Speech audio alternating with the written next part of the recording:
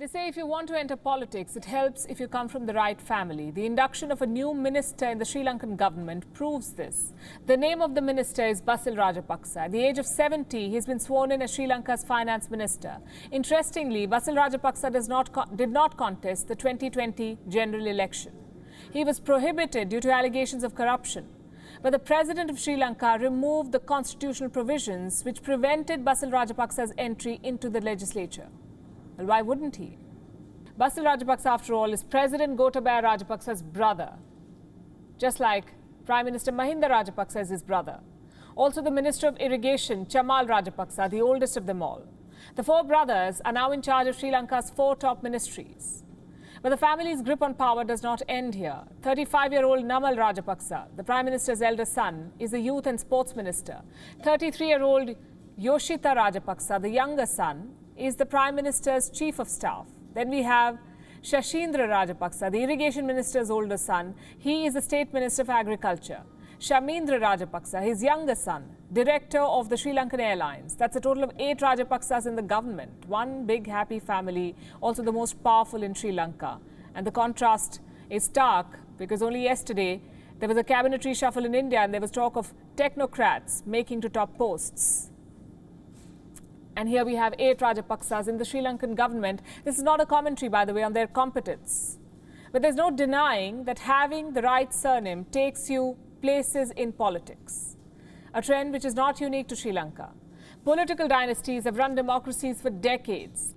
Take the Marcos family in the Philippines. It started with Mariano Marcos, a member of the Philippines' House of Representatives. His son, Ferdinand Marcos, went on to become both the Prime Minister and the President of the country. Ferdinand's wife, Imelda Marcos, served as Governor of Metropolitan Manila. Their son, Bongbong Marcos, served as Governor of Ilocos Norte. It's a province in the Philippines. As did their daughter, Aimee Marcos. And Aimee's son, Matthew Manotoc, is the current governor of the same province. In Brazil, there's the Bolsonaro family. Jair Bolsonaro, the head of the family, is the president. His oldest son, Flavio Bolsonaro, is a senator from Rio de Janeiro. His second son, Carlos, is a councillor from Rio. And his third son, Eduardo, is the federal deputy of Sao Paulo.